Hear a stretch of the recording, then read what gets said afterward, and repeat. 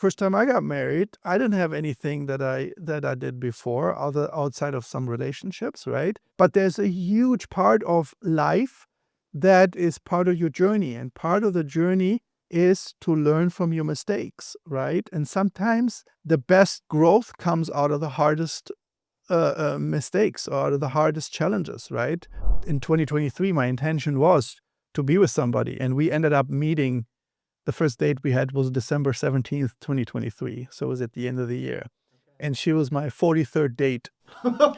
No, I knew when I went on that date, like, I knew that I was going to go on more dates with her. And there's a funky little rule I have. I'm not saying this is best practice, but I do not.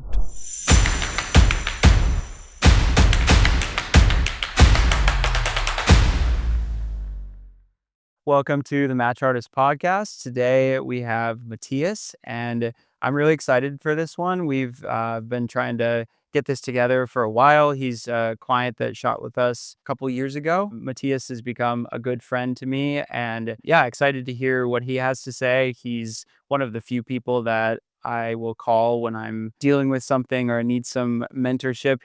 He's full of lots of wisdom. So excited to hear about his story and yeah, where he came from. So welcome.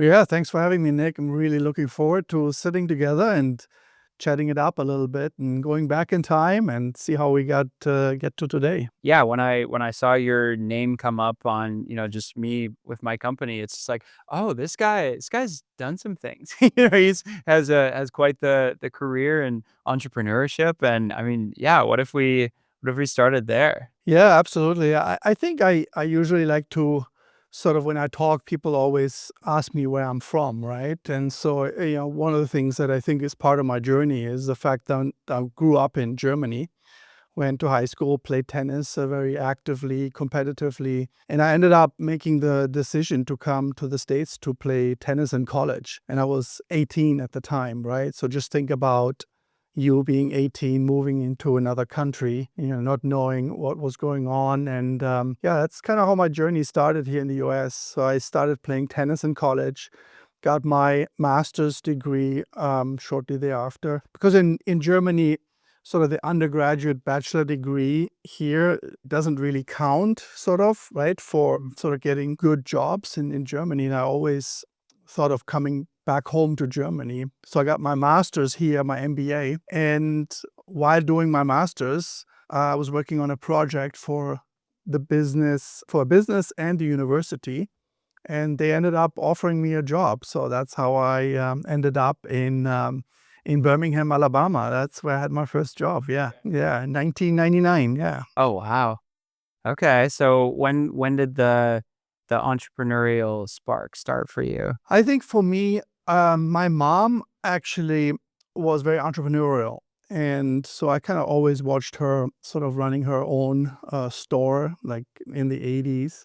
And the first entrepreneurial thing I did was with my brother while we were actually still in college. What we would do, Nick, is we would buy like goods here in the US. Like we would buy Levi's jeans, we would buy Nike NBA jerseys, we would buy shoes, and we would mail them back to Germany because they were so much cheaper here than they were in Germany, right? Yeah. And then we would have that in Germany, and during the summertime, we would sell those things to our friends and have a little network of people that help us sell it. So the first entrepreneurial journey part was, in 1993, 94, where we started importing things into Germany and start selling them. Oh, that's funny. Yeah. I feel like, yeah, just all of the entrepreneurs I know, they have some sort of a similar story of like getting started young. And I kind of had a lapse, I had more about my stories. I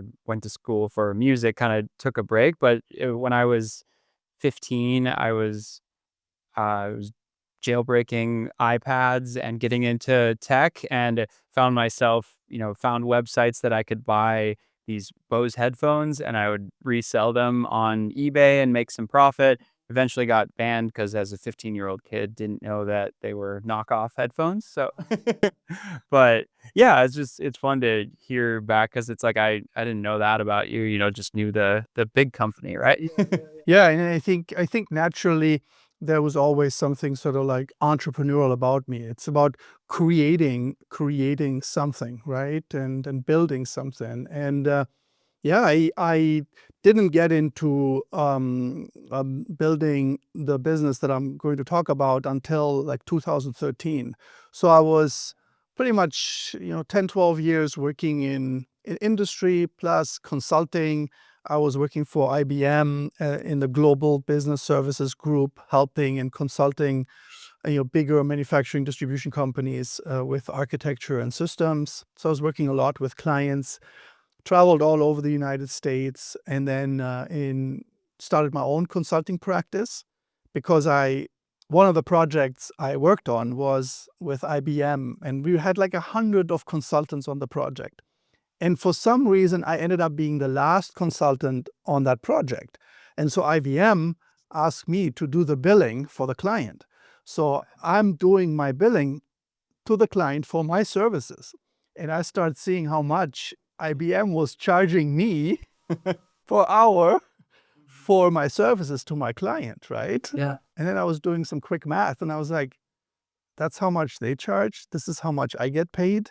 There's quite the arbitrage here, right? And so I then sort of like things come, I kind of got a little bit bored of doing that work, and I ended up starting my own consulting practice and ran my own consulting practice for like 4 or 5 years until that infamous day where I had some thoughts about starting something completely new, right? Which I'm going to talk about in a little bit. Yeah, we'll get to that, but in terms of, I understand you were married. Tell me about, how that went at the beginning.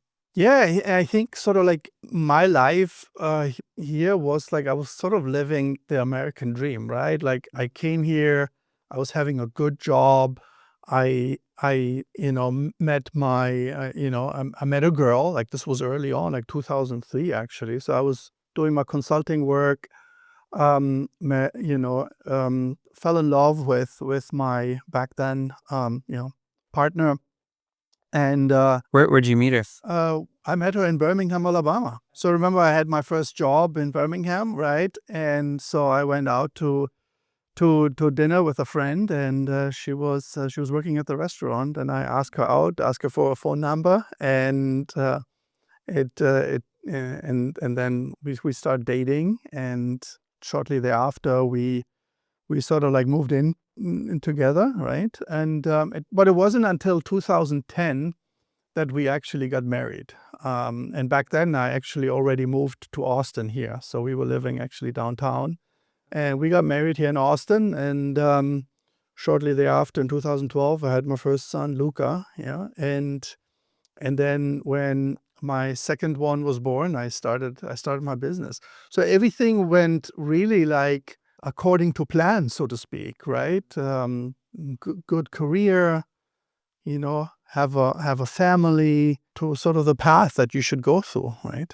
Sure. Yeah, American dream, and I mean, you're kind of fixed in the US now, right? At this point, you're like, no, not, less dreams about going back or went back to I, Germany. I think that's always been a big deal for me, right? Because, yeah, originally, sort of, I never really had the plan to stay here for forever, so to speak, right? But I also didn't have the desire sort of to go back to Germany. I felt always much more comfortable being in this country, right? Being here, having the freedom, building what you want to build. So I felt really comfortable being here. And yeah, and when I got married, especially when I had my first child, I knew that I was going to be here, throughout for the time being, right? I mean, I don't have any plans to go back to Germany or Europe. I know that my life is here in the States. Yeah, outside of visiting, I see you on Instagram. You're always so all over the place. At least you get to go back several times a year, it seems like. That's part of what's important to me is to travel, right? And to also experience different cultures, right? So I think, and also don't forget where your roots are, right? Because I was born in Germany, right? And my family is still there. So, and I want to expose my children also to that culture. I mean, both of them actually have German passports, right? So they have German passports and American passports. So I want to expose them to that. I want to give them the experience of being in Europe, because ultimately they have the chance to study there, they have the chance to work there, and I encourage everybody to go, if they have the opportunity to do so, to go to another country and learn more about how it's there to live, and I think it really helps you with your growth, right? Oh, I definitely would agree. When I was working for Delta Airlines in my early 20s, I was able to do a lot of very cheap travel in business class over to Europe. Never made it to Germany, but yeah, Paris, London, Amsterdam a few times, and yeah, it was great. I got to have a lot of interesting experiences with coffee and culture, music. Didn't really, it's like once I got there, I didn't really have any money to spend there, but yeah, at least I could get there and roam the streets until I spent the night in a $10 a night hostel. What was your favorite place to go to out of all the trips you've taken? I think Amsterdam, I would say. Yeah. And that I just went where they had open availability for the flights. We just hop on standby. You would get to the airport and just hope that there's open seats, and you'd plan to go to, that destination city, and hopefully you'd make it there. But yeah, Amsterdam out of Minneapolis at the time was just like the most open seats. You'd kind of choose it based on we could see on our dashboard which ones had the most business class seats open. So we almost got so posh to where like we might just like go home if there wasn't a business class seat available. But yeah, it was Amsterdam was one of the ones that was open the most, and, a lot of people, like, when I say that, I went there 5 times, they're like, "Oh, I know why you went there." I'm like, "No, it's not for any of those reasons, actually." It's, you know, The coffee. coffee, but it actually was at the time, yeah. They have good coffee. It's an amazing place. I also love the bike riding culture there because everybody rides bikes around. Yeah. It's definitely a cool place. Yeah, it's been years since I've been back there, but, yeah, I would like to make a trip. Maybe later this year. Allie and I have been talking about it a little bit. But yeah, I really want to hear, yeah, just about the founding story of your company, because I think there are a lot of guys that, I know this is like dating podcast kind of thing, but there's a lot of guys that we work with that are entrepreneurs, also people kind of like successful or dealing with divorce. And I think you have a lot of things to comment that, you can just, yeah, get into the how it got started, 2013? April 24th, 2013, I remember, was the date where it all started.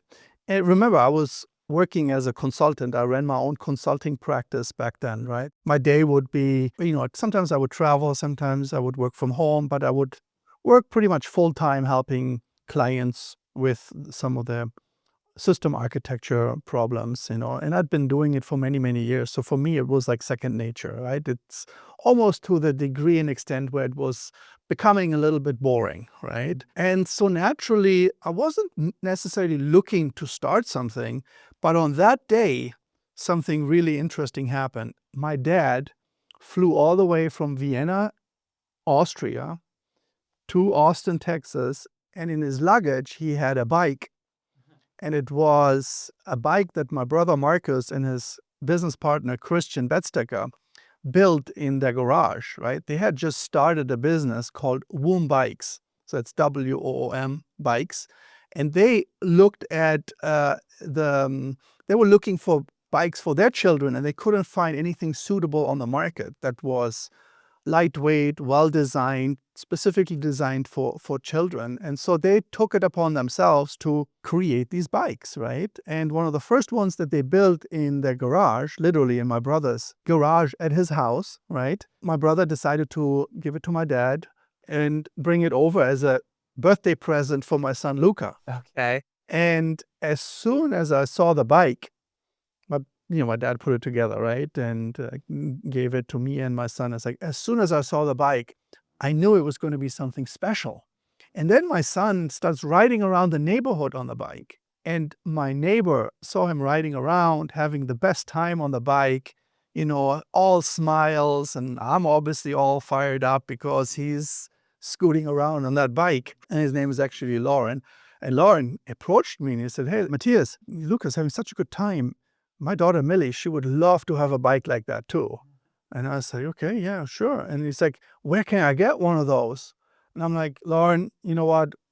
Let me call my brother, see if he can get me another bike." And so I called him on the phone, said, "Hey, can you get me another bike?" And he's like, "Yeah, sure. I'll put it together, mail it to you."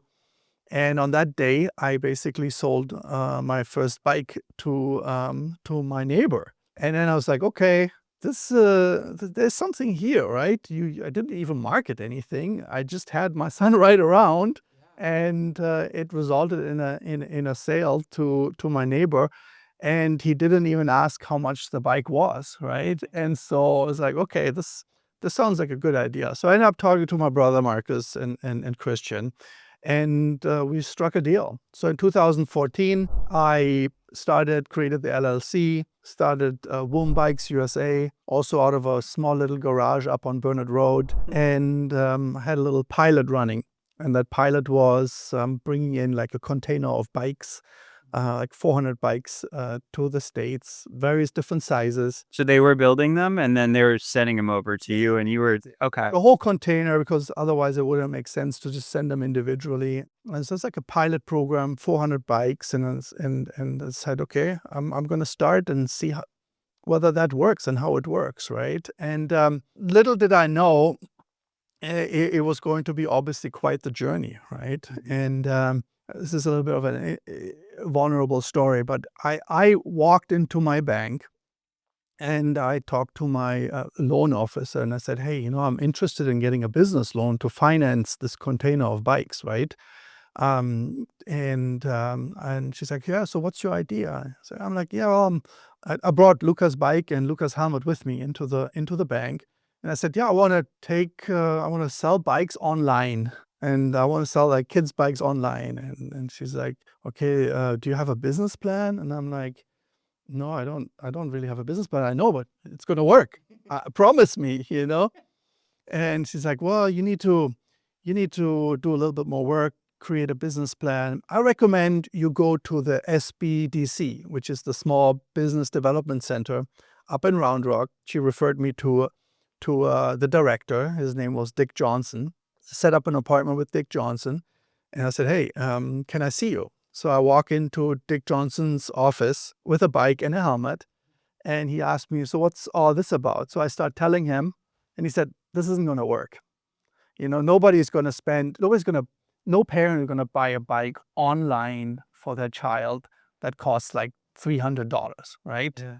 And Can you like elaborate a little bit more on what's unique about yeah, Woom bikes for kids? Because I'm like I really value. I've grown to value good bikes for kids because I didn't have like my parents didn't have a lot of money growing up, and there were for my dad. I just remember so vividly like two things that we might shop at Walmart for certain things, but it's like two things that we didn't compromise that he didn't compromise on for me were we always got good shoes and always got a good bike, for us to ride around. It wasn't just, the cheap stuff like right. And that's sort of like what we're sort of going after, right? We're going after a parent who is really seeking to solve a problem for their child, right? And really make it a very successful experience for their child, right? And so the way to look at it is our bikes are specifically designed for children of all ages, right? So we have 6 different models, basically 6 different sizes. You can start as early as 18 months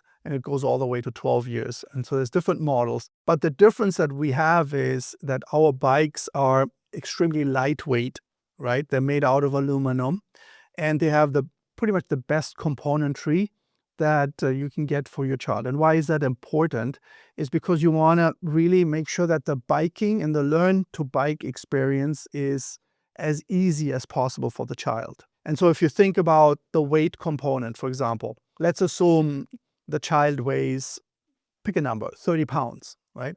And you go to Walmart and you pick a bike out of the rack, and that bike may weigh 25 pounds. So 25 pounds out of 30 pounds is a really high percentage, right? And so it makes it very hard for the child to actually get some momentum to get started, because he has to really worry about moving a lot of weight. So it would be an equivalent of me who weighs 180 pounds. It would be like me riding a bike that weighs 150 pounds. Yeah. How much fun would I have riding a bike that weighs 150 pounds? So we have developed basically the world's lightest bike for children. So our bike only weighs 11 pounds. And so it really initially makes it much more easy for a child to learn to ride and to ride longer distances, because you have to exert less energy as well, right? Yeah. Oh, that's so interesting. I had never thought of you just think of the reasons why children have difficulty riding bikes. You think like balance or, like all these other reasons, but like they're carrying something that's, the majority of their body weight. Like I'd never thought about that. So weight is an underestimated factor, right? And so that's one piece. And then other important aspect is the geometry of the bike.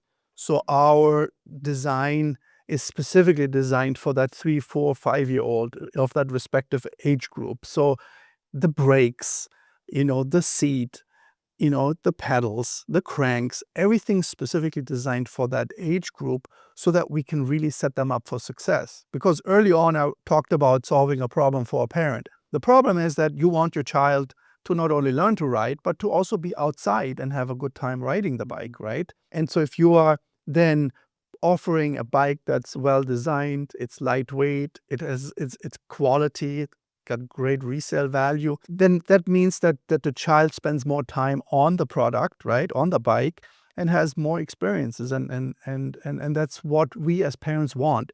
We want our child to have really great experiences on anything that they pretty much do. And in the end, our customers say that we don't really sell bikes.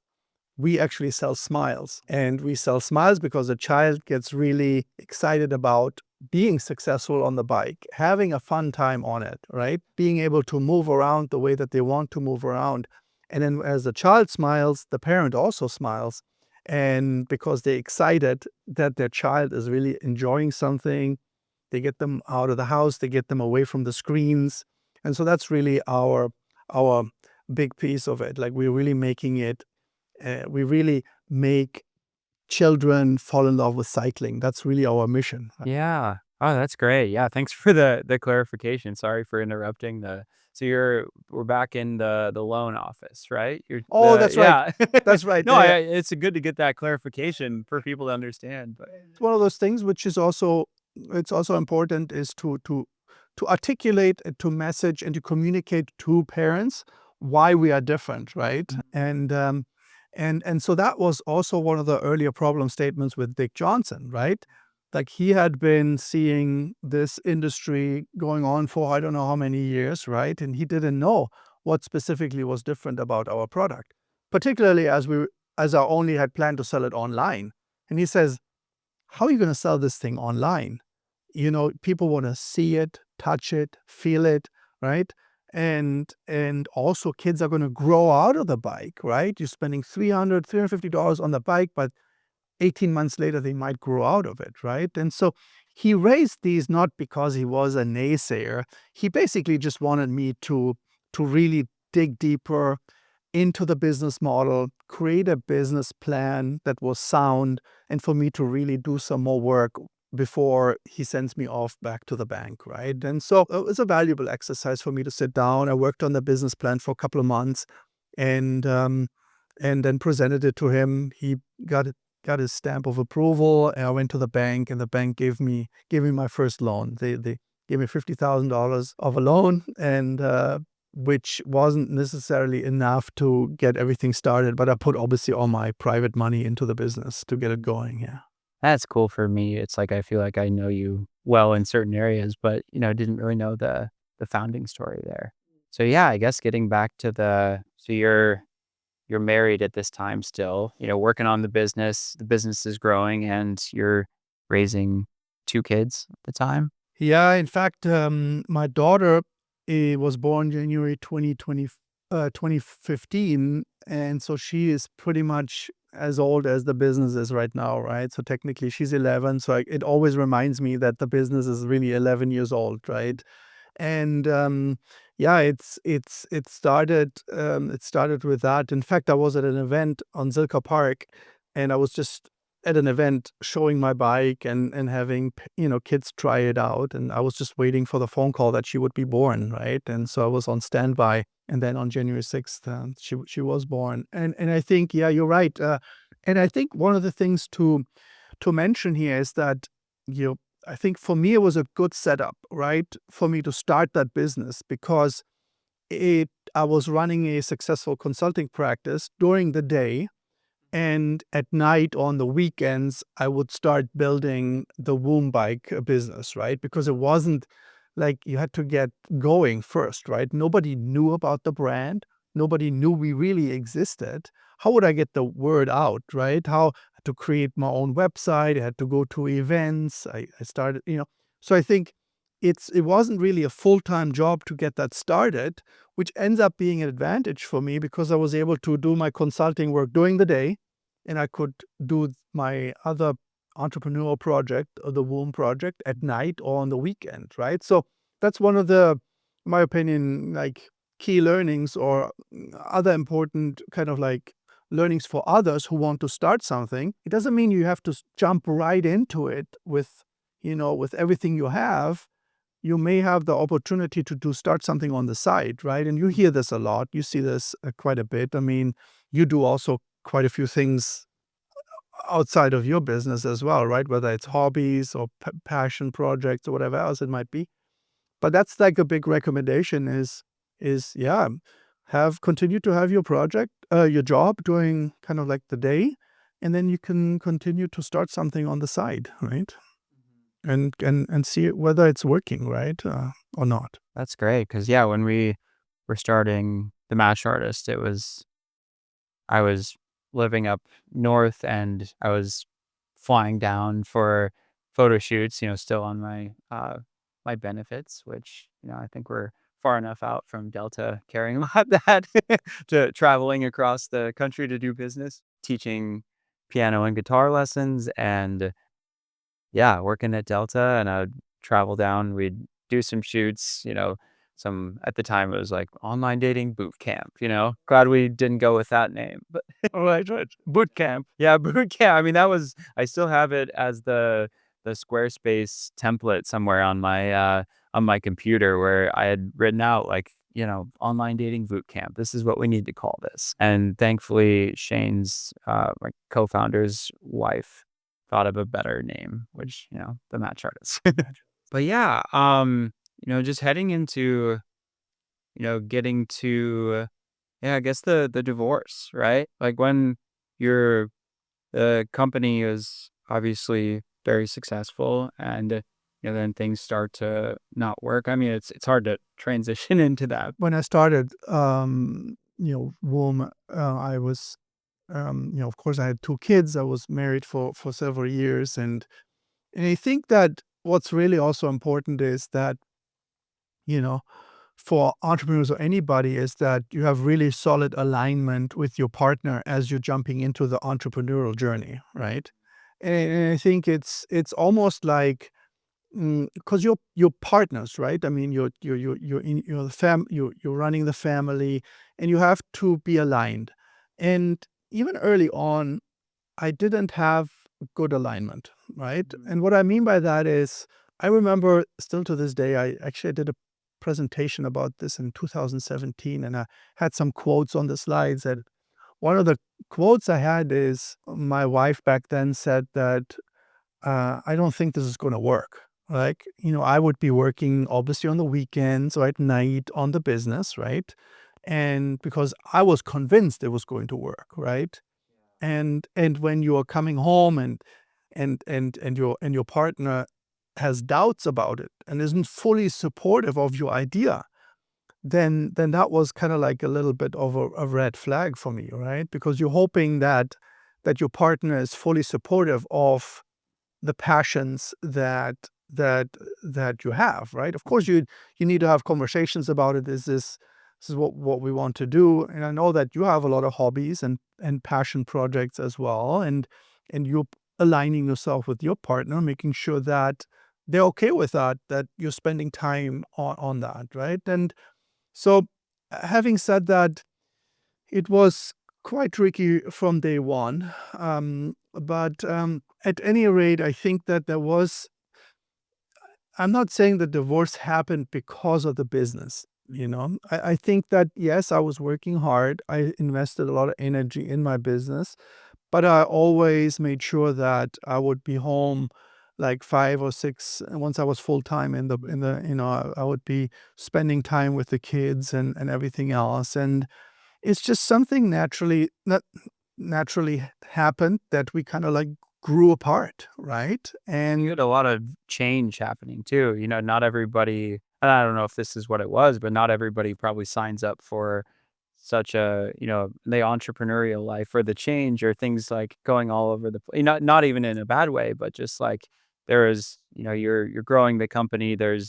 You're unsure about certain things, sure about other things. I mean, it's a lot more than, your standard like corporate job that you could have been working. absolutely, because I could have continued to do my consulting practice and continued to have a pretty easy life. Yet I decided to jump into building my business, right? And I remember, you know, I I I I'm still not 100% sure that that the divorce happened because I was running a business.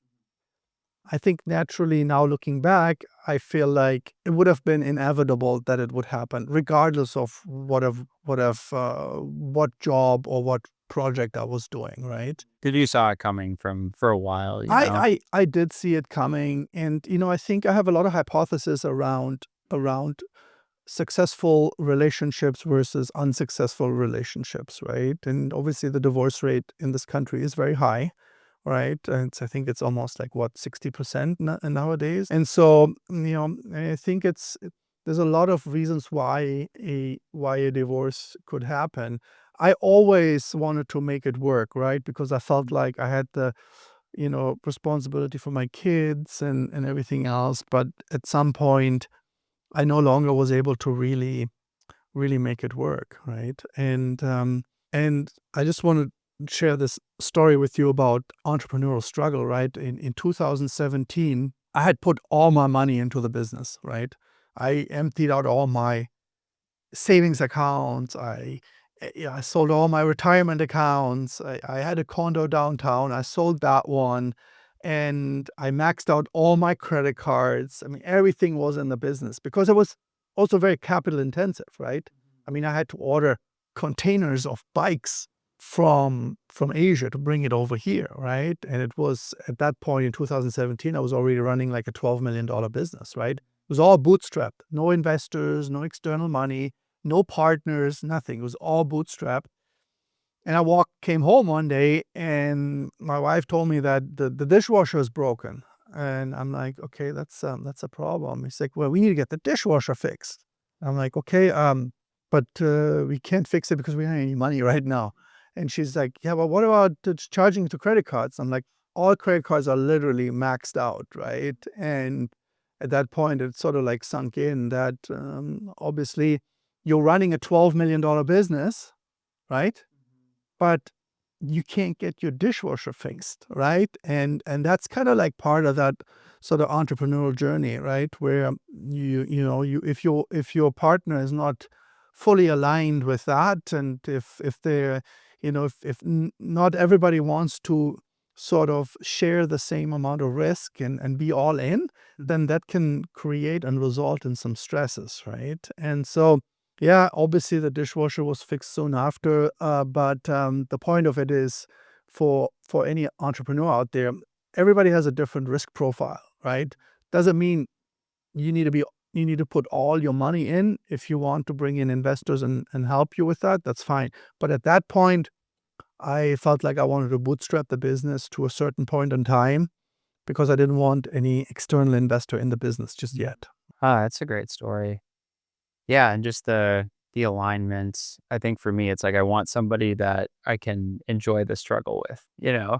there's been lots of times and seasons, I've been married a little over 3 years now, and yeah, just, I've written in emails to our list of, like, I would prefer, losing everything I have to be under a bridge with, my wife kind of thing. It's just like it's whether it's a struggling season or, high revenue season kind of thing. It's like, we're in it together. We're aligned with where we're trying to go. And that's what matters to me.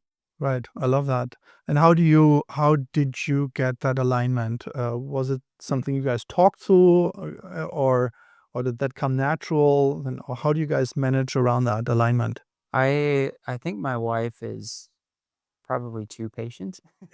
She's and you've seen we've had enough conversations that that I'm, bouncing around with different ideas and we've talked about things. I think she just understands how I think and how I work, where my deficiencies are because I have plenty of them and where she can help me out in those areas to, let me shine in the areas that I am better at and that's, what we're trying to do with each other. Yeah, so I don't even know if it's something that we've talked about. I've just noticed like lots of patience and, whenever I have a new idea, yeah, she'll be honest with me, but also like if I said I fully believe in something, she would follow me, in that direction. I love that. I think that's so important that you have that alignment with her and that you guys supporting each other, right? Because you're being way too humble about yourself. I mean, you have so many superpowers. I'm so jealous of you sometimes. You're like working on this project and you're killing it, right? And so I think she also recognizes your superpowers, right?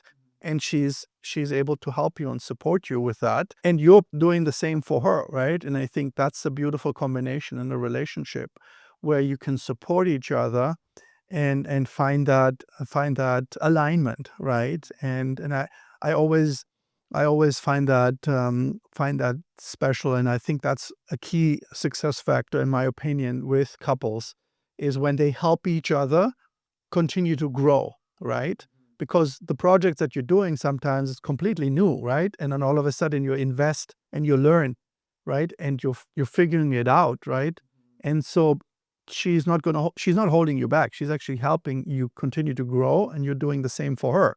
And I think that's really one of the key factors in a relationship when you help each other grow in the areas that you have passion for. Yeah. I think to, bring it back to the story you were just telling, it's like what I've found, and I think what you found in, your current relationship, well, we'll get to that, but like if I come home from something or, it's like Allie can sense me so well that I will never hear that the dishwasher is broken if she can sense that I'm not in the state of mind to hear about that, It's like, yeah, and I'm really thankful for that. Well, and that's really that's a lot is about her ability to have empathy for you, right? She can put herself into your shoes, and she knows sort of how to sort of, I wouldn't say maneuver around it, but she knows sort of how to approach you without triggering you or without getting and I think that's really important in a relationship is to have empathy for each other, right? And that's not something that comes easy to all of us. And it doesn't even, I mean, it doesn't come easy for me either. I have to work on it quite a bit, like to figure out what my partner is, how she's feeling and and how to best show up. And so I think empathy is a big factor in a relationship. Yeah, empathy's a big one because empathy, for us as men, it's empathy is not always logical, and it's like when I want to be logical, it's like, well, this doesn't make sense. And it's like, no, it's like empathy can go over the top of whatever logic or reason that I'm thinking about in the situation. Right, right, right.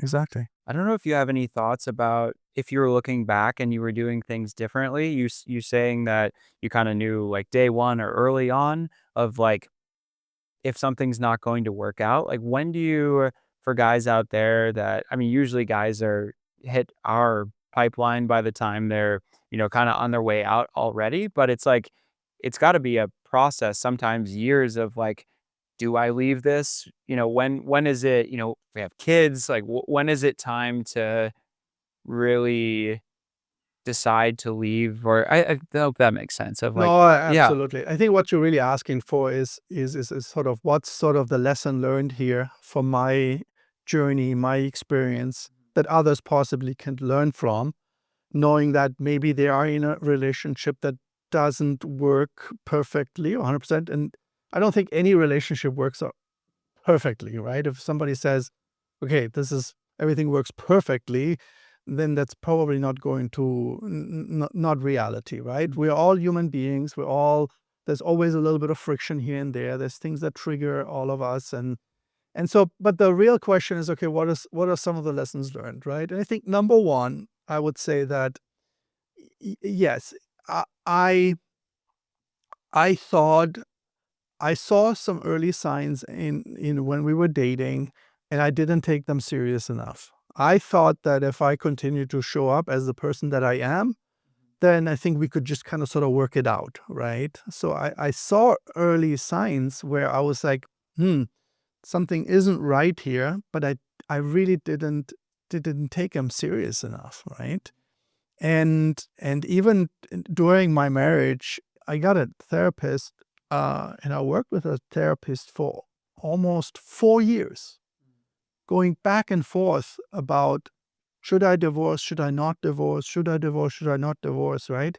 So it was one of those things where I was like so didn't have the awareness, right? So it took me a long time to come to the point, and finally there was just too many things that kind of pushed things over. I finally said, this is it. I've had enough. I can no longer take this. I deserve to be in a better spot, in a better situation. And I ended up getting to the lawyer and filed for the divorce, which ended up actually was right before COVID. It was January 2020 that I filed for the divorce, which was right before COVID. And but the lesson learned is in my opinion is that typically we see some red or yellow flags in the relationship, and we don't really fully think through it and really don't process it and understand what it would mean in the long run. Because let's say you're 30 years old and you are deciding to get married. That means that life expectancies nowadays might be 90, 100 with the recent technological changes and medicine and everything else. You might be 110, 120 years old. Well, guess what? You get married at 30. How long are you going to be married for? Right. It's 70, 80, 90 years. So if there's some things that already bug you early on and you're not able to communicate with your partner and process them and resolve them effectively, then how is that going to help you 20, 30, 40, 50, 60, 80 years down the road, right? Probably won't get better. So and I give you an example about this. My point is that invest in the relationship. Don't jump into marriage right away. Spend time with each other. Travel, live together, experience each other, and really give it some time before you make that commitment on jumping into marriage. I talked to a I'm also doing some coaching sort of and helping other men as well, right? And his name is Aaron. I helped him a little bit with getting him some confidence and going out there and dating women. And he came back from a date and he's like, date was really good, and I'm going to plan to go on the second date with her.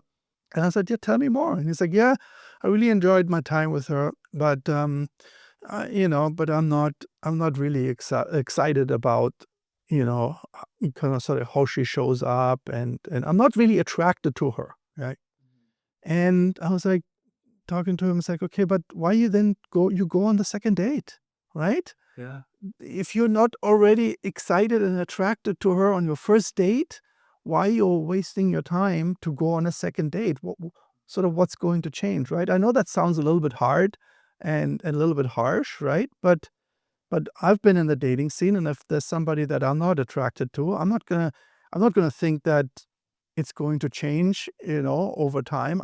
I need to have that early spark, and I need to make sure that everything is sort of aligned early on, right? And if things are not aligned, and if there's things that are like not really working out for what you want in your partner, then I don't think things are going to work out in the long run, right? So that's kind of sort of like my long answer to your question about what I believe in finding the right match. Yeah. Yeah, that's really good. So you said early 2020, you filed, or that's when you Yeah, January 6th, 2020, I filed for the divorce. Yeah. okay, and then when you had to take some time, for yourself, right? Or you were like, when did you start entertaining, I guess, the thoughts about dating again? Or were you already starting to No, no, no, no, no.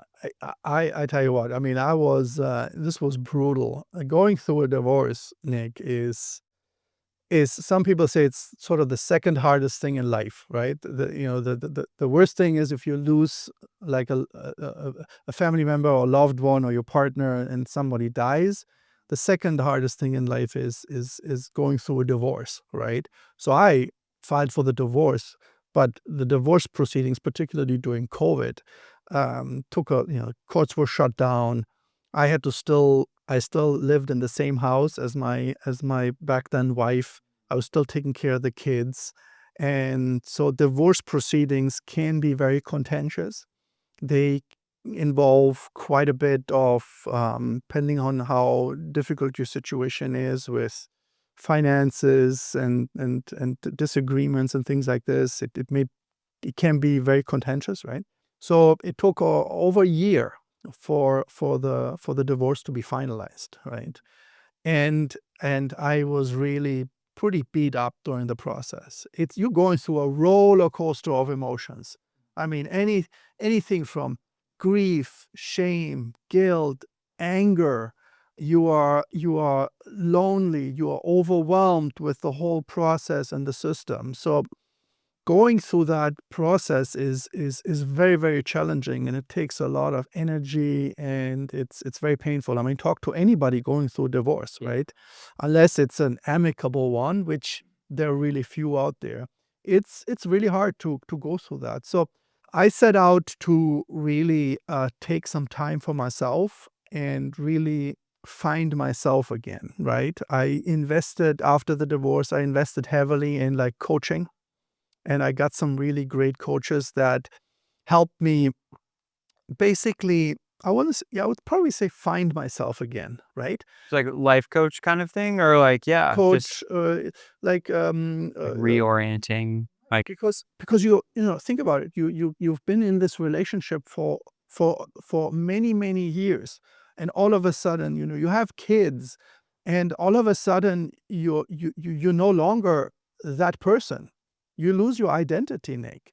yeah. My identity was, yes, I was a business owner, but I also was a husband, and I also was a father to two kids, and everything on the outside, like on Instagram and Facebook and everything else, everything looked good. We're living in a nice house, we have nice cars, we go on vacations, and we go to parties and events together and everything else, right? So your identity is that one of a father, of a husband, and all of a sudden that all falls apart. Yeah. All of a sudden you're like, I moved out into another house. I had half the time with my kids and half the time without me. So all of a sudden I'm sitting there by myself at home. There's nobody around. Next week I sit at home and I have my kids running around. I have to make them a breakfast, lunch, and dinner. I have to take them to the doctors, to school, and everything else, right? All of a sudden I'm 100% responsible for my kids, and while still running a business, of course, right? So, And COVID as well, and that's like COVID, that right? hit, everybody, whether you're in the best relationship ever, it's like it still It's made hard. people feel isolated and lonely and just like a dark place. I remember actually a fun little story. I was still living in the house together, but we had this unwritten agreement that on the weekends we would go. I would have the kids, take them over the weekends, right? And COVID was obviously happening in 2020. Everything was closed. You couldn't go anywhere. And so, except for a few places. And I remember it was rainy one day, and I said, "What am I going to do?" And my daughter said she wants some new markers, right? And I said, "Okay, let's go drive to Target and get our masks and go drive to Target and get some markers." And so I got them in the car, and it was raining, and I was like, "You know what? Where is the farthest away Target that I can go to?" So we were driving on 183, and my daughter looked over, and she's like, "There's a Target right there." And I was like, "No, no, no, we're going to the super Target to Cedar Park." So we were driving a few more because I had some time to kill, right? So why am I saying this is, yeah, because, yeah, for sure it's that process of going through the divorce and basically finding yourself and rebuilding yourself is a very, very underestimated process, right? And so I really invested in getting help. I obviously had a therapist, but I also had a coach that helped me basically work with me and get myself back on the right path, right? And by right path, I mean, I wasn't ready to jump into the next relationship. I was still so hurt, and I was still so angry, and I was still so upset about what had happened, that this didn't work out, because my hope was that, my kids would grow up in a household where both parents are happily living together, right? But my therapist said something very interesting to me, because I was contemplating divorce for many years. She said, "What is it like to be at home with your wife?" And we'd have arguments, we'd argue in front of the kids, and it was just a very difficult situation, right? And she's like, "Would your kids be better off with growing up in front of arguing adults that are really not loving each other, or would they be better off if you're in a better situation and you find happiness again, that you're fulfilled, and they're growing up, yes, parents are divorced, but at least I'm living a life again, that where I'm fulfilled, where I'm happy, and they grow up and see their dad thriving and living a purposeful life, right?" And that's what ends up happening now, right? And they're looking at me, and they see me succeed, and that's something that I'm really grateful for, that I made that decision and had the courage to call it on the marriage, right? Yeah. I just I keep processing that Target story. It's like such a simple yet profound story, where you're this person, like, right out of, working on this divorce, you're struggling, you're trying to reinvent yourself, and it's like, you just know you wanna drive, you wanna, get out, and it's just like the simple explanation to the child that it's like, things are okay. It's like you're providing, but you're also like, "I don't know what I'm doing." You're like, you're figuring it out. Like, it's just a great, like, metaphor for And kids are already, even at that age, they already sort of knew what was going on. They knew I was struggling. They tried to help me and support me. They didn't make it anything difficult, right? Because they saw me struggle in the relationship, and they also saw me struggle, sort of post divorce. But I had to keep my stuff together too. I had to be a present parent, and in hindsight, it was a difficult journey. I learned a lot from it, and I'm just in such a much better place right now, and I've just done so much work on myself and invested in myself, that I'm just in a feeling like, almost like a different person now. yeah. What were the key things that you learned during this reinvention period that where you're, kind of leading up to the, like, I'm ready, or, you do want to get back out there, but, like, what was it that you were trying to solve, I guess? I think for me, the biggest thing was that I needed to feel really good about, being myself. Because what I mean by that, Nick, is that in my relationship, during my marriage, I lost myself. Yeah. I tried to change my behavior, tried to change myself to accommodate for what my wife wanted. So I could no longer authentically be myself, because I always try to find a way to make her happy, right? And so I was always thinking, even when I walked into my therapist office the first day, Nick, I walked in, I said to Lindsay, I said, Lindsay, what's really wrong with me? So I thought there was something wrong with me because my wife was upset, right? And many, many years later, I started to work on myself and understand who I really am and authentically who I am. And having that realization now helps me understand there was really nothing wrong with me. I just had lost myself. And that's when I had the realization that I wanted to find out who I am as a person and to be authentically who I am. But because of all these years, I've lost myself. So that's really the number one thing is to really find myself, who I am, and then have confidence in the person that I am, and then have the courage to show up as that person. And that was like the big takeaway.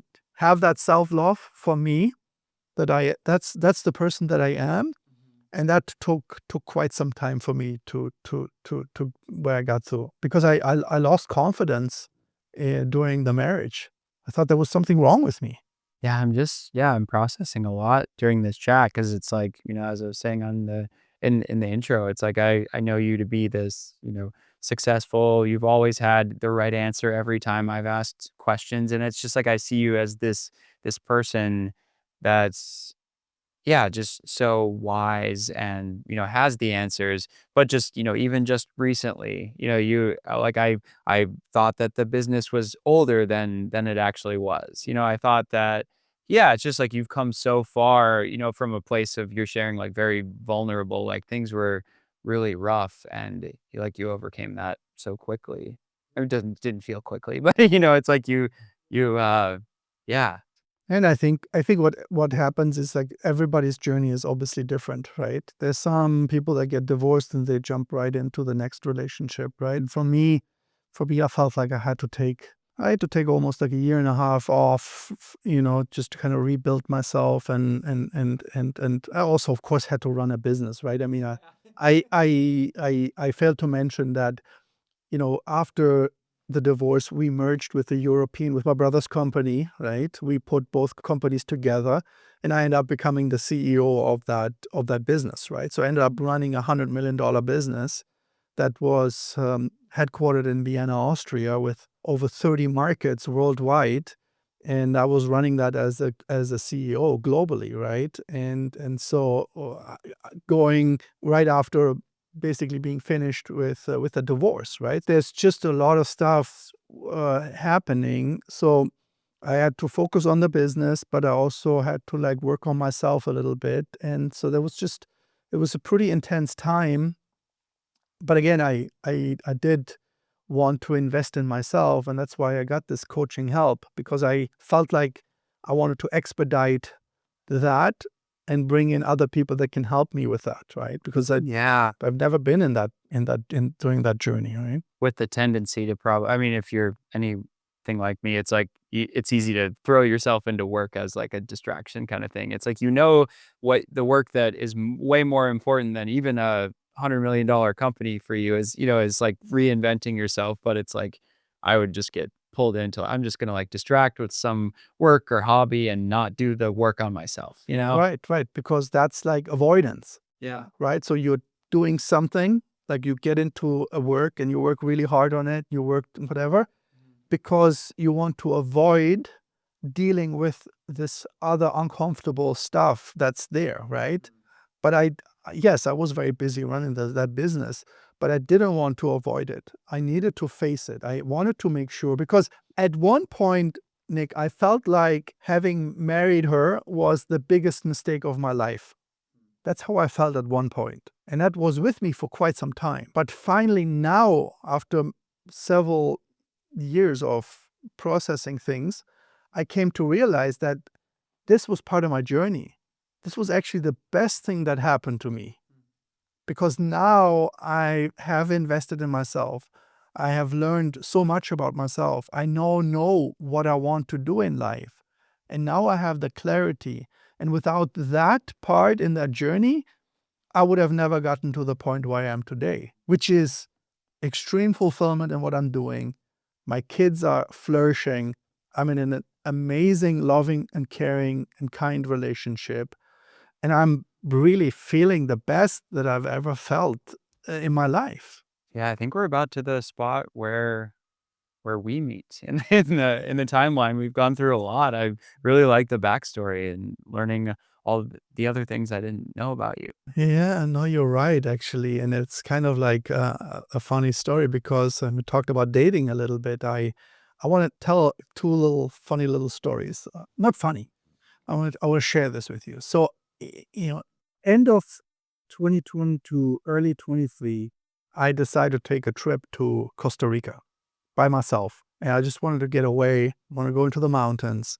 And I'm going to this meditation yoga retreat place, right, in Costa Rica. And there was one little exercise where we were working with horses, right? And these were therapy horses. And I wanted to do this exercise with the therapy horses where we spent some time with the horses and they were doing some breathing exercises. And it was really a fascinating experience, one of the ones I cherished the most. And so I part of what we went through is we did a little tarot card exercise where I picked 3 cards, didn't look at them, and had the horse pick one. And the horse picked one, and I took it, and it talked about intimacy. And it really talked about, the importance of intimacy. It talked about finding the next partner, et cetera, et cetera. And it was really well set out. And so that's when I set the intention to get into a relationship with somebody in 2023 With the horse. with at that date, at that time, right? And so my intention for 2023 was to find somebody that I can kind of share my life with, right? Or that I can have really intimate, caring, loving relationship with. And I didn't know anything about how to go about it, right? How to find the right partner and everything else, right? So I decided to hire a dating coach. Yeah. And I literally found these 2 guys, that we found them on Instagram, started talking to them, and they literally coached me on how to go about finding the right partner, right? And You part can of you can give him a shout out. I had a call with him recently. Ed and Dan, yeah, the Ensign brothers, yeah, shout out to them, amazing guys. Yeah, and they helped to work with me, kind of like really guide me through the process. So, and I think that that's something that when I now speak and talk to other men or divorced men or single men, I kind of give them some pointers. Some people I actually coach and help. And because there is a framework. There is a game plan. There is a process that you can follow that will significantly enhance your chances of finding the best partner for you. I really truly believe that. And I have been through that sort of framework, right? It sounds a little bit technical, but I truly believe in it. And it was very authentic for me, right? The process. It was pretty much about looking into who I am as a person, but more importantly, what do I seek in my partner, right? And then I would go out and find the best possible way for me to find that partner, whether that would be approaching women that I find attractive, that meet my sort of criteria out in at restaurants or out and about, or whether that was online dating, right? And online dating was completely new for me. Like I didn't have to do it before.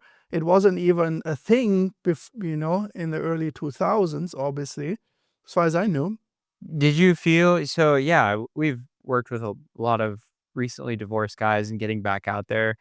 Like, were you feeling like you were like after the Costa Rica experience, were you feeling hopeful this is what, this is going to work out? I know there's all the confusion around what is online dating, how do I do it? But did you get started just being confident knowing that this was gonna work, or were you, like, pretty confused or, like, I know you know who you are at this point, right? Yeah, yeah. Well, like, in terms of the dating world, were you pretty hopeful or confident when you got started? Like I knew that, well, my intention was to no longer to find the right partner to Yeah. begin with. And what I was confident in, I know the right partner is out there. Mhm. That I know. But what I didn't know is how do I go about finding the right partner? Mhm.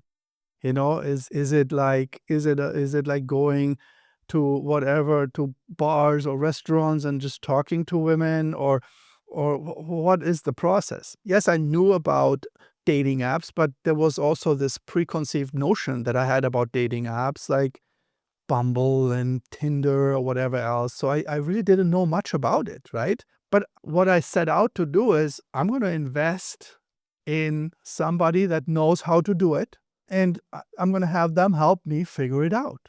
And that's how I go about in life. I'm like, I'm not an expert in many things. Yes, I know how to run a bike business, but I've learned, I've had some help with that as well, some mentors and everything else, right? But I felt like, okay, I'm going to hire somebody. They're really good at that, and they're going to tell me and help me go from point A to point B. And point B was really finding the right person that is a good match for me, right? And so they walked me through it, and after several weeks of work, it was very clear that they knew what they were talking about, and if I was coachable enough, which I was, and I pay attention to what they're teaching and coaching me, then and I implement it, I will see the result, right? And so I knew it was going to work out, right? But I didn't know how to do it. That's why I got the help to help me figure it out. And part of the process was to help me sort of approach women in real life, right? So this is sort of how you do it. This is what you say. It's a normal thing, kind of a thing. But also helping me in the online world, right? Which I pretty much jumped into it right away. We started building my online profile, right? We decided that I'm going to use Hinge. And then he said, well, send me the photos that you have, right? Send me the best photos you have. And so I sent him the best photos, and he's like, "We can't use any of them. These are not good representative photos of who you are as a person, right? It doesn't show me that you're a successful business person. It doesn't show me that you have an active lifestyle. It doesn't show me that you're an interesting person. It doesn't show me who you are as a person, your authentic self, right? And that's when I start doing some research, and because I needed to have somebody that can help me with that, to really show who I am in online for the person that I am. And that's when we start talking, and that's when we met, right? And I said, hey, I need somebody who, not just a random photographer, right? Because I talked to some other people, right? That were just photographers. But when I saw what you offered, then it was a perfect fit for me because you were specifically doing what I needed, nothing else, right? Of course, I'm still using the photos for other purposes than dating. And then we started working together, and we did our first photo shoot, and the results were just absolutely stunning and amazing. And I was just so blown away by the quality of the photos, the authentic way of how the photographer made me look. That was my big learning from this divorce, is I wanted to show up in the most authentic way that I am.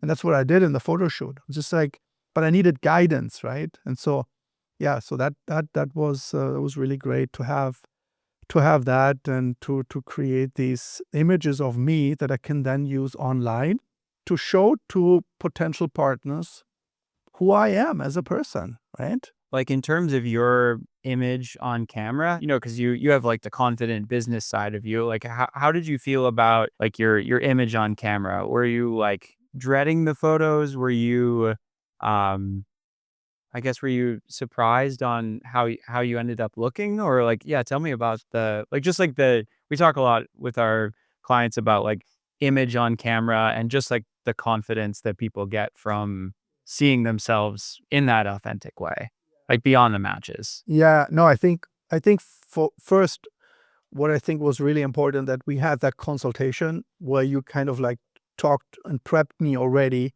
about the fact that this is just not taking a photo.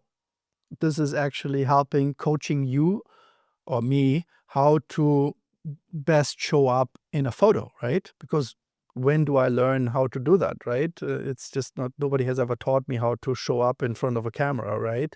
And then when I met with the photographer, we sat down, literally talked about it for like 45 minutes or so to really walk me through the process of looking in the camera, looking away from the camera, and how to show up, and also prepping with the right wardrobe, right, with the right clothing and options, and et cetera, et cetera. So I think that was a big help. To It was a big learning, and when we started shooting, like, I knew that the first couple of shots when he showed me the camera, like, he coached me a little bit, he showed me the photos, I was like, "Wow, that looks really good," right? I don't think I've ever had these photos taken of me in that way, right?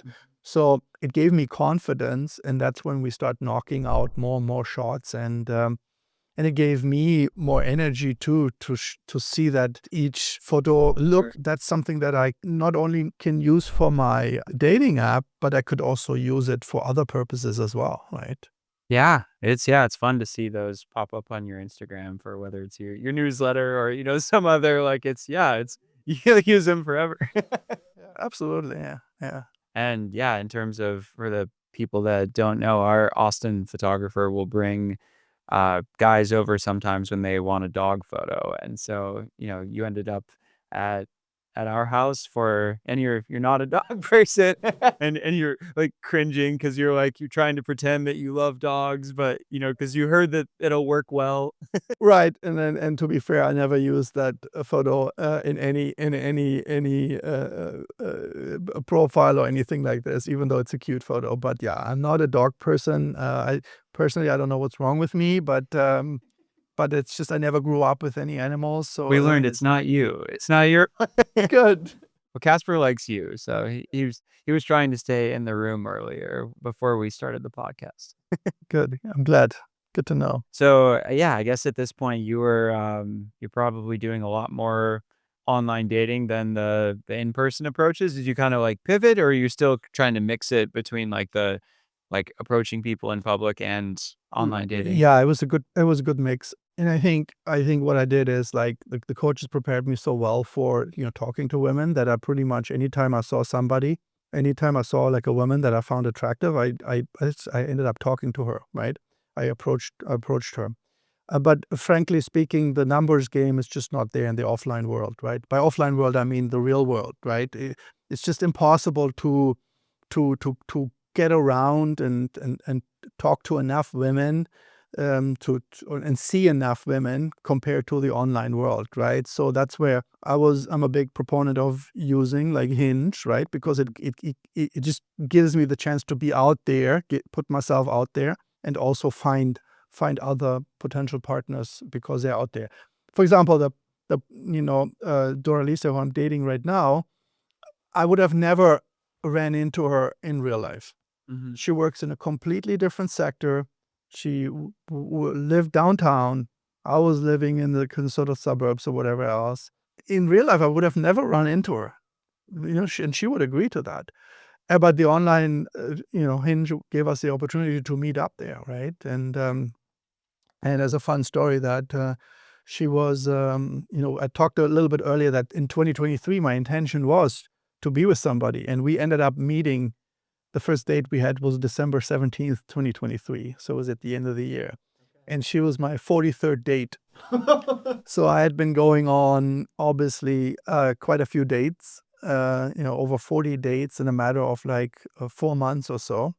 And frankly, there was, the other ones just didn't work out. But I was patient because like I said earlier, I didn't want to make the compromise, right? I didn't want to be with somebody that didn't check not all, but most of the boxes, because I think that's sometimes where men make mistakes and women too. We may see something that where we make a big compromise or something and we say, it's fine, we'll work over it, right? And work through it. But I didn't feel like making that compromise. I gave myself time to find the right person, right? And that's why I spend a lot of time going out there dating. But I also enjoyed the process, to be honest. Like, I really enjoyed going out there, getting to know women, going out to nice dinners and see if it works out. And in the end, I think everyone was a good experience. But yeah, it took till the 43rd date to 43. That's pretty good. That's I mean, I know a lot of our guys going out on a lot a dates, but yeah, it's like and I'm not saying our guys are settling either, but it's like you knew what you were looking for and you were gonna, it would have been easy to, date number 23 or, it's just like, oh, this is mostly that, but it's like you kept going to because you knew what you were looking for. especially like obviously I'm older too, right? I mean, obviously, like I'm 51, right? And so I had already been through that relationship, been through the divorce, right? There's a lot of learnings you have, right? But the real exercise around, okay, what do I really want in my partner, right? And you know, and and and and having awareness around this what do I want, right? And not making compromises, or not a lot of compromises around it, I think is something that I would recommend because it is the single biggest decision of your life, right? Is to find your partner. You're spending most of your time with that person. So be sure that you invest in it, be patient, and don't rush into something that that you're not 100% comfortable with. Yeah. What were some of those things for you that were like like you wouldn't compromise on or just like about like who she is kind of thing, not what she looks like or, it's just like what is she to you like when you were thinking through this and going on those 40 some dates? There's different attributes, right? When you're talking about, what I'm looking for in another partner, right? And I think for me, the biggest one that I felt like was important for me was sort of one was self-love, right?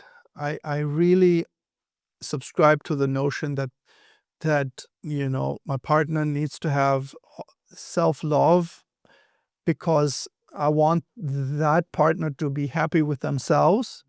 And then I love myself, she loves herself, and then we get together and we share experiences and we have a good time together. We are we are compassionate and loving and kind, but I don't want to have to worry about what I need to do, what I have to give to my partner to make her happy, right? Does that make sense? Yeah. Oh, totally. Yeah. And a lot of other things around curiosity, for example. I really am a big believer in having constructive and deep conversations. So for me, I would like to have what I call bidirectional curiosity. A good dialogue can only happen when both partners are really curious about each other, right? And so when we have a dialogue, it's not about just me talking or me asking questions, but also her asking me questions and having really good interest, having empathy, right? We talked about that earlier a little bit, right? And really showing up as the authentic self, right? And that's important because that's something that needs to be sustainable because you cannot be somebody else and pretend to be somebody else. You need to be authentically yourself, right? And then, of course, sharing things that we have in common, like, for example, being physically active, right? Eating healthy foods, focusing on well-being, right? I mean, for example, a good example is like I don't drink alcohol, right? Now, does that mean that the partner I was looking for ought not to drink alcohol? You know, I would probably be able to live with that, right? But if I have somebody sitting on my first date and she has 3 glasses of wine on the first date, Yeah. that might not be fully compatible with what I might be looking for. Because when I have experiences, I don't drink. So therefore, I don't have to worry about somebody needing to drink something all the time, kind of be under this, alcohol and all those things, right? Smoking is another thing, right? I mean, somebody smokes, I'm out, right? I'm a little bit hardcore when it comes to that, but it's just physical things, but it's also some mental things. Like I said, I would recommend everybody creating that list, right? What am I really looking for? And if it's unreasonable, then that's okay. Maybe then it will take a really, really long time for you to find somebody, but I don't think anything on my list was unreasonable. And I didn't expect anybody to check all the boxes, right? But it was important for me to have certain things on there that I wouldn't compromise on. Yeah. Yeah, the self-love, that's a really good one too, and it's hard for, you know, men and, yeah, especially women a lot of the time where it's like they're they might wanna find the comfort in someone else, and not that they can't, I think that's what relationships are for, but being able to be content and just sit with yourself or to, for me, it's my hobbies as I keep coming back to, it's like I can be endlessly curious and satisfied with, what I'm working on kind of thing. But it's just, the bonus being with my wife. Yeah, absolutely, 100%. Yeah. So you guys had your first dates and did you kind of have an idea? I mean, you were probably going on a lot of, back to back dates. Was it something that, you guys went out and then it's like you felt something different, you spent more time together? Like how tell me about that. Yeah, it's, no, I knew when I went on that date, like, I knew that I was going to go on more dates with her, right? And, there's a funky little rule I have. I'm not saying this is best practice, but I do not kiss the girl on the first date, Okay. right? But, um so I didn't do it that time, but I was definitely, interested in obviously going on another date, right? So immediately, next day I reached out and we went on another date and had, Next day? no, actually, it was actually 7 days later. We were, like, right before Christmas. It was this, I think, December 23rd. We went on another date, and that's when we end up kissing, and then we started the relationship, right? So it became very clear to me that she was the right person, and then we actually did quite a lot of experiences together. I actually ended up, removing myself from the business at the end of 2023. And so it was like perfect timing for me to jump into that relationship. And we took our first trip. She asked me, "Hey, you want to go to Mexico City with me? I'm going to this art festival." And so we ended up going to Mexico City, middle of January, I think it was, to go to the art festival and spend a whole weekend together. And when you spend a whole weekend together, with somebody, it's a big deal, right? Especially And traveling too. That's what they say. You're it's supposed happening to. here and everything else. So it was a big move actually, and it worked out really well. I really enjoyed my time, with her, and she did with me in Mexico City, and we ended up, doing quite a bit of traveling, in 2024 it was. Oh, I saw it all on Instagram for both of you guys. I'm like sitting at home and Yeah, it was really fun to really go out and really catch up on a lot of things that I missed out on, right? Because remember I had not been dating, I had not been in a relationship, so it was a lot of catching up to do, right? And so really, really enjoy doing experiences together because I'd been doing a lot by myself, and now I have somebody to share these experiences with, and that's beautiful. it seems like you can be yourself and your current identity is, what you're excited about. How you said you kind of lost that, but it's also seems like it's kind of working together where you guys the identity. I think it's super important, right? Is that or that I am the authentic person that I am, right? And I continuously work on that. Like I've done a lot of work on myself, even during the relationship, to continuously understand who I am and what I want to accomplish. But the biggest thing, for me is to authentically show up as myself because I want her to love me for who I am, and I want to love her for who she is, and I think that's important, right? And so that's something that I continuously set out to do is to just show up, for the persons that we are. So what's next? Whether it's relationship or you talked about some of the coaching stuff before for guys. Yeah, I'm really excited that, I'm really starting this new chapter, right? And I had this epiphany, at another meditation retreat where I figured out what I really want to do. And it became clear to me that my mission is to inspire others to become the best version of themselves, right? And I'm channeling that through a couple of different ways, right? One is I'm helping other entrepreneurs and business owners with growing and scaling their business in a more profitable way, but really supporting them in building a bigger business, preparing them for the future.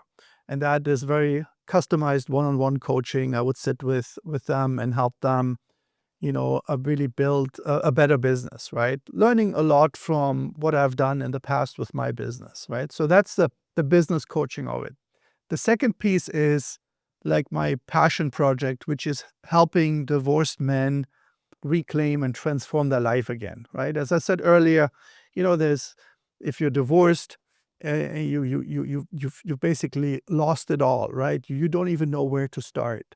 So I've going to take everything that I've learned through my journey, my experience, all the coaching that I've received from other coaches, and I've built this divorce practice, and I've created what's called the Reclaim Code.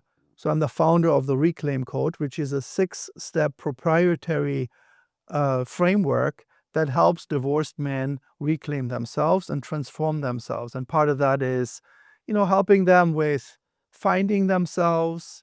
There's a parenting aspect of it. There's a wellness aspect of it. I help them basically get back into physical wellness again. And also helping them with finding their dream partner. That's part of it as well, right? Because there's a lot I've learned, so I can help that person find the right partner through some guidance.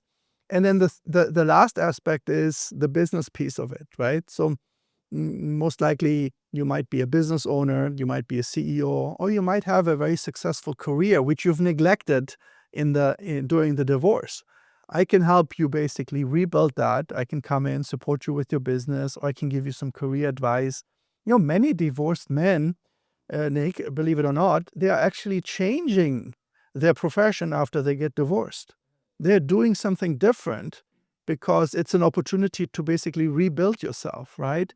So I would be your coach, I would be your partner, I would be your support person that can help you guide and navigate that step as well with my coaching background, right? So, and I'm also a certified divorce coach now. So it's actually goes beyond just helping people transform their lives after divorce. I can also support you while you're going through divorce, right? So that's something that I'm committed to and I'm really passionate about because it is a very, very difficult phase of your life, right? And I want to help other people become and get through this in less time than I have, right? And so my coaching would create a little bit more. It would process this a little bit faster because I give you guidance, on a frequent basis, right?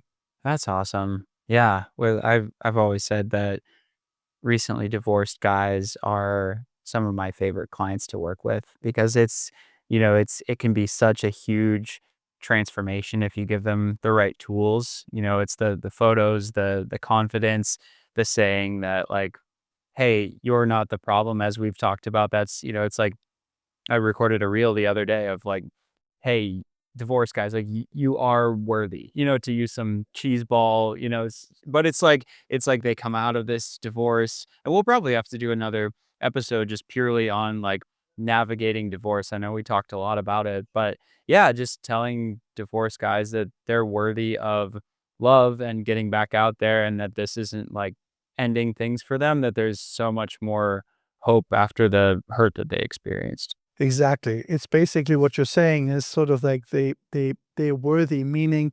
they have to also be able to understand that there is a next phase of their life. And you mentioned the word hope, right? It's about not only the hope, but them knowing that there is somebody there that can guide them in to the right journey, right? Because there's more than hope. There is going to be a different life there. And I've seen so many divorced men and women finding the right partner and being in a very good and successful relationship because they've taken all the learnings from the previous one. Yeah. When I first got married, that was the first time I got married. I didn't have anything that I did before, outside of some relationships, right? But there's a huge part of life that is part of your journey. And part of the journey is to learn from your mistakes, right? And sometimes the best growth comes out of the hardest mistakes or out of the hardest challenges, right? It's the valley of despair, right? You're overwhelmed. You're angry. You're frustrated. You're fearful. You go through all these emotions, but I can guarantee you, you will get out of that valley, and I can help you get out of that valley more quickly, and then also find you the right path moving forward, right? Mhm. I think the biggest piece of advice that I would give to other men is that have really, really good clarity on who you are as a person, right? Make sure that you understand who you are, what your purpose is, and what really, really drives you, right? And set out to understand what you want in life. And I think that not only relates to career and business and entrepreneurship, but it also relates to finding the right partner. And the number one advice in that I give to other men is to really sit down and have clarity in what you're looking for in your partner. Right? It's what's really important to you, and where you don't want to make compromises on. So really sit down and write down and sketch out all of the physical attributes, also other behavioral attributes, because at the end of the day, it's about you finding the right partner that you want to spend your life with, right? And so if there are some things that are foundationally not aligned, have clarity around that, and don't pursue that. And also be clear on where you want to make compromises on, right? So for me, it was around like drinking, right? So I don't drink, and that doesn't necessarily mean that my partner can drink or wouldn't want to drink. But if it's like something that has to happen and it's happening a lot, then that would be something that I wouldn't feel comfortable with, right?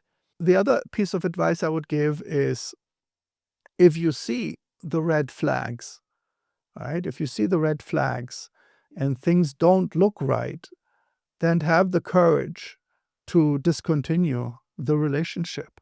Don't feel like you have to be obligated to be in this relationship, because at the end of the day, you want to be committed to be in a relationship that lasts for a long time. Particularly if you get married, you're making the promise to be together until death do you part, I guess. And so when you see things that don't align with your values, then discontinue and stop it and have the courage to do it.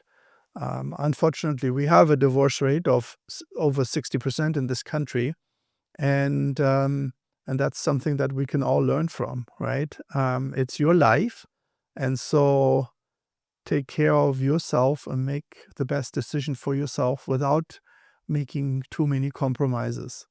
When you are in a relationship, obviously, take care of yourself, also take care of your partner.